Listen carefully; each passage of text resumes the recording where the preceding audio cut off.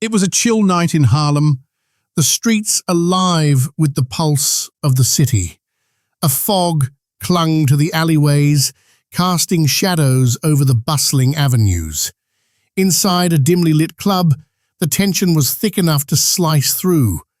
Bumpy Johnson, Harlem's feared and respected figure, stood at the center of it all. The room was filled with whispers, every man and woman knowing that something was about to break. And it did, the moment the door swung open. A rival gang, known for its ruthless control over the neighborhood, had just made their move. They had long believed themselves untouchable. But Bumpy Johnson, standing tall, his presence unyielding, knew that tonight would be different. Tonight, the power dynamic would shift. The game would change, and the streets of Harlem would remember it for years to come. As the gang's leader, a towering man with a reputation that reached far beyond the borders of New York, stepped into the room, he sneered at the sight of Bumpy. "You think you own this street, Johnson?" His voice was filled with mockery, a challenge hanging in the air like a ticking bomb. Bumpy didn't flinch. He wasn't just another man standing in the room, he was a legend waiting to unfold. The tension that had simmered for months, the silent battle for dominance, was finally ready to erupt. "I don't just own it, I run it," Bumpy said, his words dripping with authority, the weight of the truth in them. The rival gang leader laughed, his voice echoing against the walls. "Let's see if your men still follow you after tonight." Without warning, the gang leader lunged forward, but Bumpy's reflexes were quicker. In one smooth motion, he drew his weapon, the sound of the safety clicking off, drowned by the thunderous pulse of his heartbeat. The room fell silent. All eyes were on Bumpy, waiting for him to make his move. His fingers tightened around the cold steel, but instead of firing, he spoke, his voice steady, unwavering. "Your men will follow me, all right?" "But you—" Bumpy's eyes locked with the gang leaders, and in that instant, the weight of the moment hung in the balance. "You'll be crawling back to your hole, begging for mercy." It was a promise, a statement of unbreakable will. The gang leader, realizing the gravity of his miscalculation, hesitated, his bravado faltering. But Bumpy didn't wait for him to recover.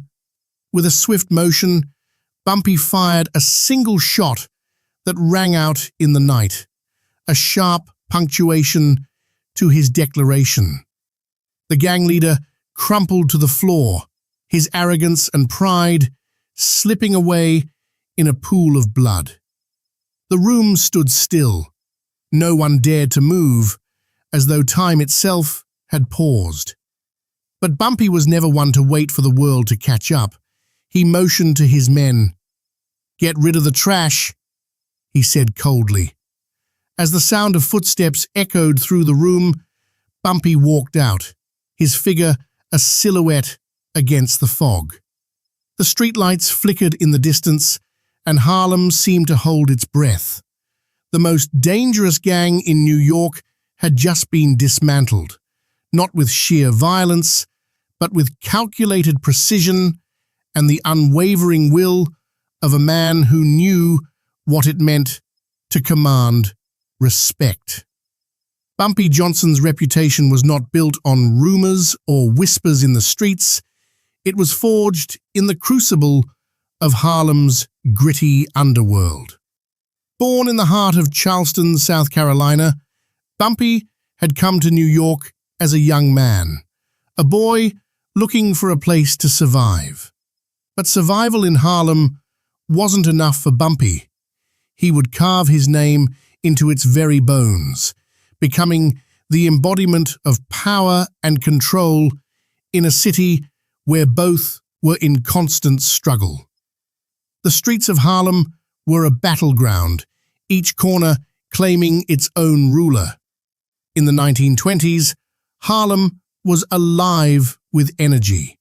Jazz music spilled out of the clubs, poets recited verses that resonated with the pain and triumph of the African-American experience, and politicians played their part, dealing in the shadows. But there were other forces at work too. The Prohibition era was in full swing, bringing in profits from the underground liquor trade that fueled criminal enterprises, and Bumpy, with his unyielding determination and sharp mind, had risen to the top of that world. As a young man, Bumpy had worked with the likes of the legendary Dutch Schultz, a gangster whose empire stretched across New York. He learned quickly, rising through the ranks of the criminal underworld, gaining respect not just for his ruthlessness, but for his ability to navigate the dangerous terrain between law and disorder. By the time the 1920s were in full swing, Bumpy was no longer just a man in the shadows, he was the man who made things happen. His influence stretched far beyond the streets of Harlem. He had ties with political figures, business leaders, and most importantly, the people who ran the streets. From the backroom deals to the late-night operations, Bumpy's fingerprints were everywhere.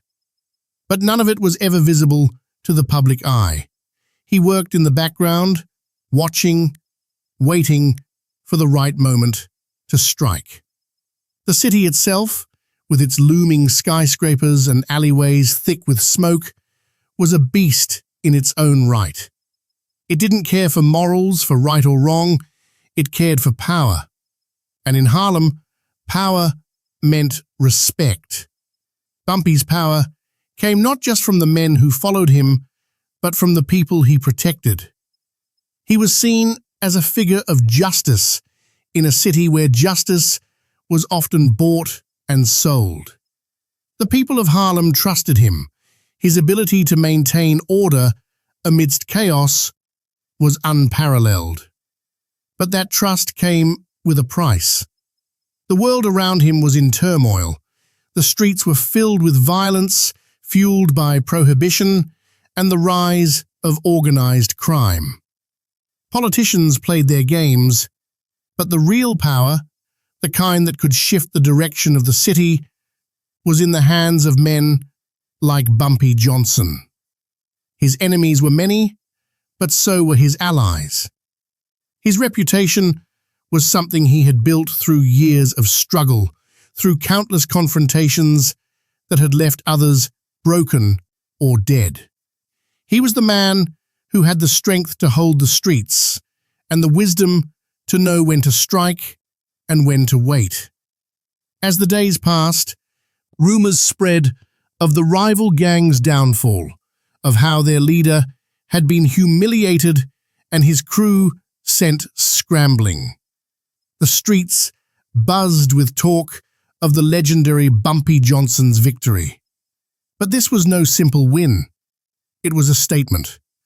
The night he took down the most dangerous gang in New York, he had not just dismantled an organization, he had shattered the illusion of invincibility that hung over Harlem's criminal underworld. He had proven that even the most feared could be brought to their knees. The air in Harlem seemed to crackle with energy. News of Bumpy's actions spread like wildfire. But it wasn't just the gangsters who were talking. The people, the everyday folk who lived in the tenements and worked in the factories, began to whisper his name with reverence. He wasn't just a gangster. He was their protector, their shield against the forces that sought to destroy them. He had earned their loyalty not through fear, but through respect. Yet, in the shadows, Bumpy's victory had also made him a target. His rise to power had made him enemies not only in the criminal world, but within the political circles and law enforcement. There were whispers of betrayal of those who would use his fame and success against him. But Bumpy had always known that in Harlem there was no such thing as permanent safety. It was a city of constant danger, where every move had consequences. And those who challenged him would soon learn that crossing Bumpy Johnson was a mistake they wouldn't live to regret. Bumpy Johnson had made his mark, but as he rose, so too did the challenges to his authority. In the days following the fall of the rival gang, whispers of a new threat began to stir in Harlem. It wasn't just another gang looking to take over territory. This was different. A powerful figure from the old world of New York's underbelly had resurfaced. A man who had once been a powerful ally but had since drifted into the shadows. Mayor Jimmy Walker's own unofficial enforcer, Big Tony Callahan. Callahan was a man who had been around long before Bumpy's rise to power. A former boxer with a vicious reputation, Callahan had once controlled a vast network of bootleggers and racketeers, operating out of Lower Manhattan. But as Prohibition ended, so did his empire. He had been pushed out, his grip weakened by shifting allegiances and new players in the game. Now, he was back. And he wasn't alone. Callahan had assembled a crew of some of the most dangerous men from the pre-Bumpy era. His name still carried weight, and many in the city remembered his ruthless methods. He was the shadow that hung over Harlem, the spectre of an old world that refused to die. Bumpy had always known that power was fleeting in the streets, but he hadn't anticipated the return of Callahan. This wasn't a street fight. This was a war for the soul of Harlem, a battle not just for money or territory, but for control over the very fabric of the city itself. The challenge was subtle at first. Callahan began showing up at Bumpy's usual spots, his men lurking in the corners of bars and clubs, watching every move Bumpy made. It was a quiet game of intimidation. Callahan wanted Bumpy to know that he wasn't afraid to take what Bumpy had built. He had the connections, the muscle, and the will to tear it all down. But Bumpy wasn't the kind of man to be intimidated. If anything, it only spurred him on. One evening, as Bumpy sat in a back room of a well-known Harlem jazz club, the air thick with the sound of brass and bass, he felt the presence of an outsider. Callahan's men had made their move. They had infiltrated Bumpy's territory, slowly, quietly, like poison seeping into the roots of a tree. But Bumpy knew this city like the back of his hand. Every alley, every street, every look exchanged was a piece of the puzzle. The challenge was becoming clear. Callahan wasn't here for a fight. He was here for power. And he wanted to make Bumpy bend, to make him feel the weight of his old world authority. But Bumpy wasn't the kind of man who bent. He had built his power on loyalty, respect, and strength.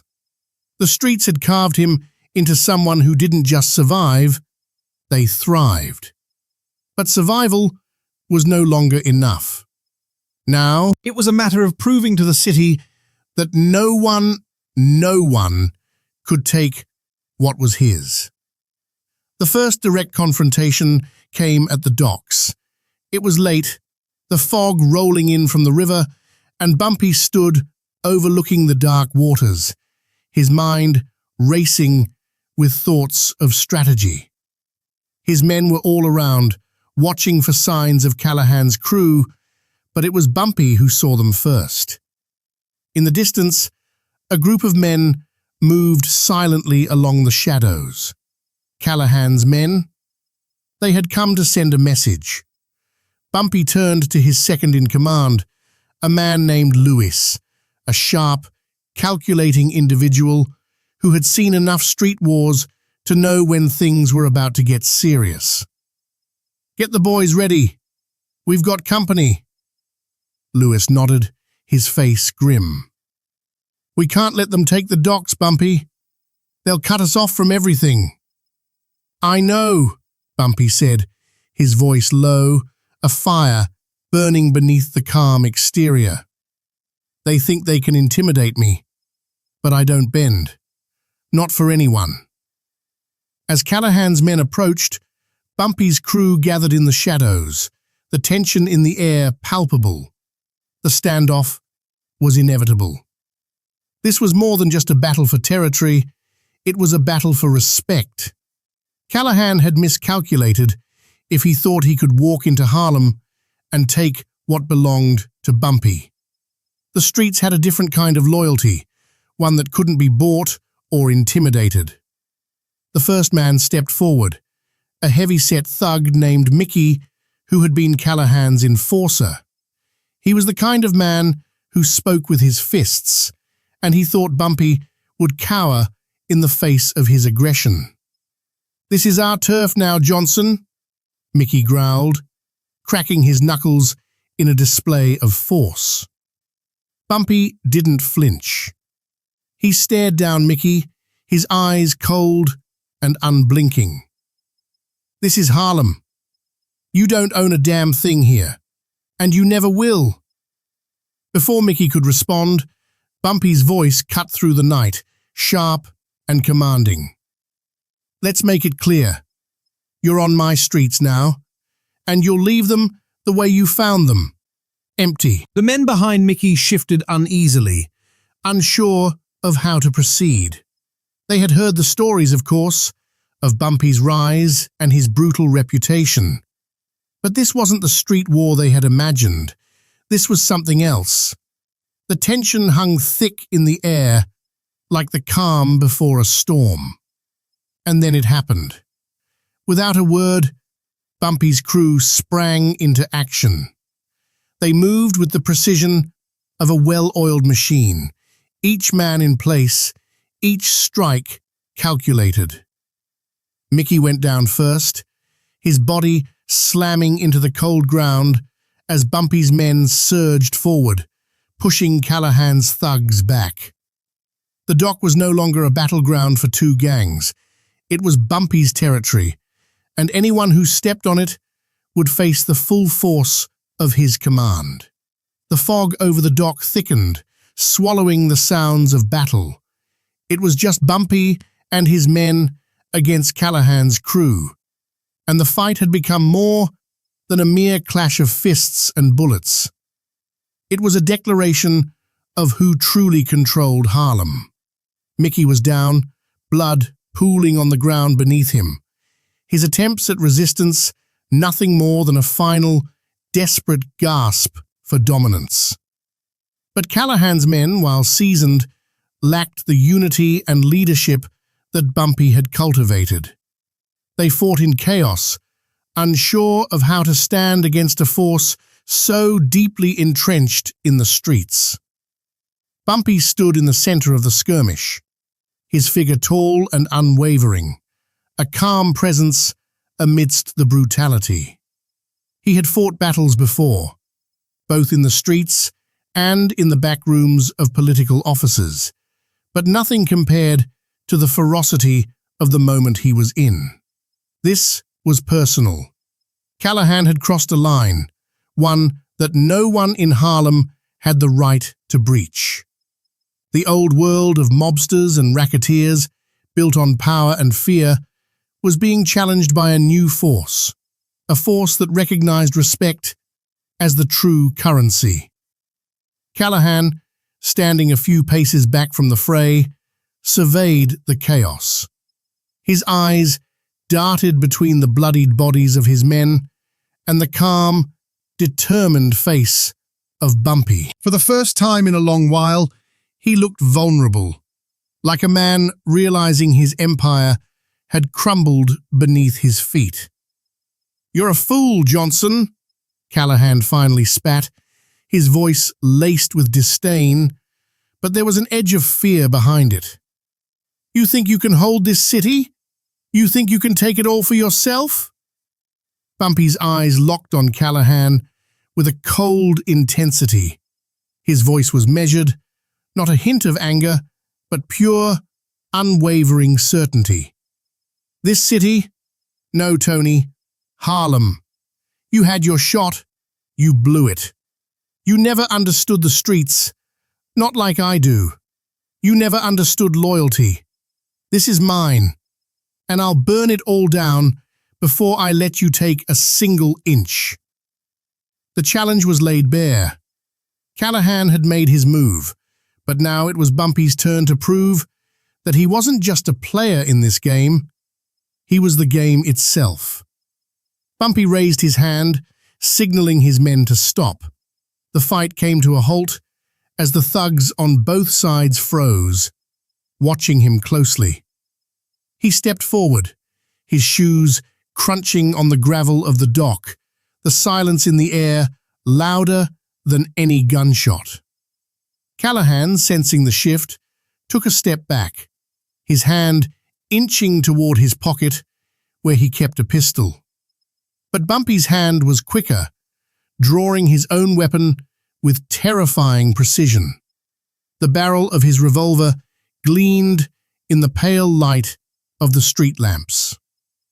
"I told you, Tony," Bumpy said, his voice cutting through the night air like a blade. "You're out of your league. This isn't your fight anymore." Callahan hesitated, his hand still hovering near his gun, but he knew what Bumpy's words meant. He wasn't going to leave this dock alive. His reign was over. Harlem, his city once, had moved on without him. Bumpy had won the respect of everyone who mattered, and Callahan had nothing left but his pride, and even that was slipping away fast. The moment hung in the balance for only a second more before Bumpy's crew closed in, surrounding Callahan. His men, once his loyal followers, now realized they were on the wrong side of history. One by one, they laid down their weapons, acknowledging the inevitable. Harlem had spoken. Bumpy, with a final look at the defeated Callahan, gave a single command, his voice steady but final. "Take him!" In an instant, Callahan's crew was disarmed, his empire crumbling like dust beneath the weight of Bumpy's will. The once feared enforcer, the symbol of old world power, was now a man without an army, a man who had lost everything in a single confrontation. The dock, once a place of violence and power struggles, now stood as a symbol of Bumpy's victory. The streets of Harlem, silent witnesses to the battle, seemed to exhale in relief. The balance of power had shifted, not just in this moment, but forever. Bumpy Johnson had solidified his place in Harlem's history, not through blind force, but through the undeniable strength of his leadership, his understanding of the streets, and his unflinching sense of justice. As Bumpy turned his back to Callahan, he looked out over the dark waters of the river, the skyline of Harlem looming in the distance. It wasn't just about the fight, it was about the people. The city had watched, and it had made its choice. The immediate aftermath of the battle was a chaotic blend of victory and retribution. Bumpy's men began to scatter, their work done. But the streets of Harlem had their own way of reacting to such things. Word spread like wildfire that night, each corner of the neighborhood reverberating with the news. The old gang had fallen, and Bumpy Johnson had emerged as the unchallenged ruler of Harlem. But it wasn't just the people on the streets who took note of this change. Word reached the ears of politicians and law enforcement, those who had been watching Bumpy from the shadows for years. They knew what had happened in the dark alleys of Harlem, but they also understood something deeper. Harlem had just been remade. Bumpy didn't just control the streets, he controlled the pulse of the community.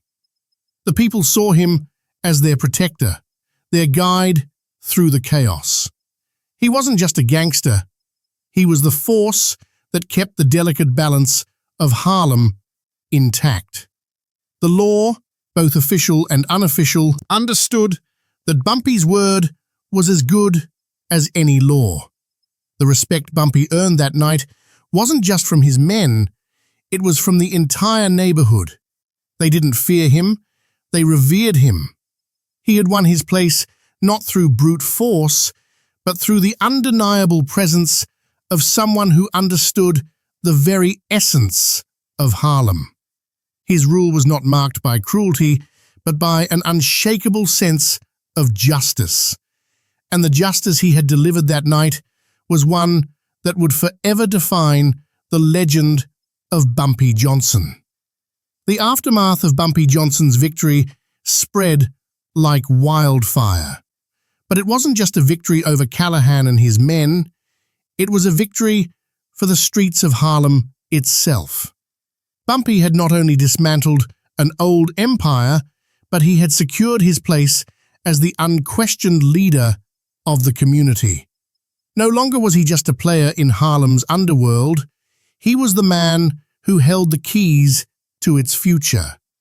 And with that power came an unwavering sense of responsibility. The victory was decisive, but it was also calculated. Bumpy understood that power, especially in a city like Harlem, was fragile. The moment you let your guard down, the moment you showed weakness, the game was over. The streets would chew you up and spit you out. But Bumpy had built his power on more than just muscle. He knew the importance of loyalty, respect, and influence. That's what made him untouchable. Over the next few years, Bumpy's reputation only grew. The story of that night, the night he took down Callahan's gang, became part of Harlem's mythology. Men would talk about it in hushed tones in the back rooms of clubs. The women would tell their children, reminding them that there was a man who stood up to the old powers and won. Bumpy's name was synonymous with justice, with the type of leadership that Harlem had been starving for. But it wasn't just the streets that Bumpy had reshaped, it was the entire city's perception of Harlem. The once neglected neighborhood, seen by many as a dangerous, lawless place, was now a symbol of strength, unity, and resilience. People from all walks of life began to look at Harlem differently. The culture that had been cultivated there, rich with music, art, and intellect, was now protected by a force stronger than anything the city had ever known. Politicians who once dismissed Harlem as a trouble spot now saw it as a territory with a king. The city's elite had to acknowledge Bumpy's influence, and many came to understand that his power wasn't something that could be ignored. Harlem had a king, and that king wasn't going anywhere. But Bumpy wasn't the kind of man to flaunt his newfound power. He didn't seek recognition, nor did he take pleasure in the public eye. He preferred to work in the shadows, pulling the strings that kept the city in motion.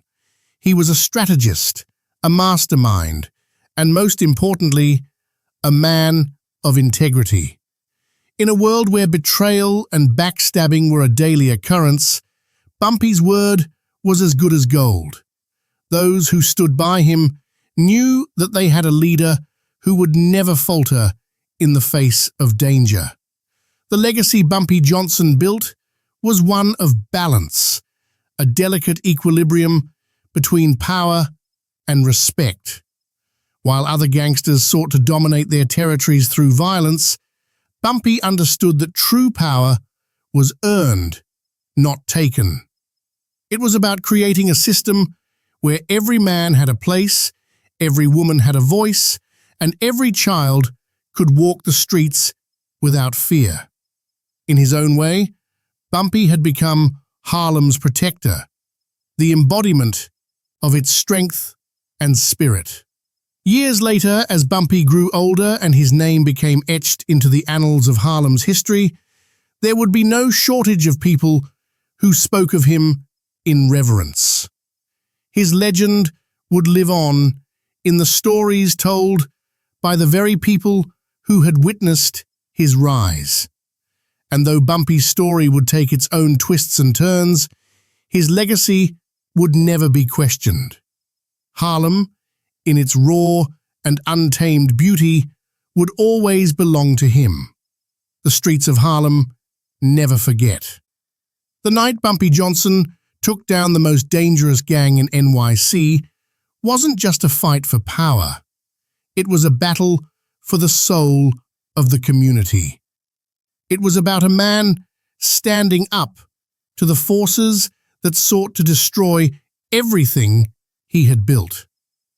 In the end, it wasn't just about defeating an enemy. It was about earning the respect of those who had once doubted him. Bumpy Johnson's legend wasn't made by the guns he fired or the men he defeated. It was made by the way he stood unwavering in the face of adversity. He wasn't just a gangster. He was the embodiment of the streets he ruled. His victory that night wasn't about brute force. It was about understanding the true meaning of leadership. It was about standing up for what's right, even when the odds are stacked against you. This story is a reminder that respect isn't given, it's earned. And sometimes it takes a legend to remind the world that true power comes not from fear, but from the unwavering belief in justice and the strength to stand by it, no matter the cost. In Harlem, Bumpy Johnson was more than just a name. He was the man who defined an era, who shaped a community, and who proved that in the end, respect is the most powerful currency of all.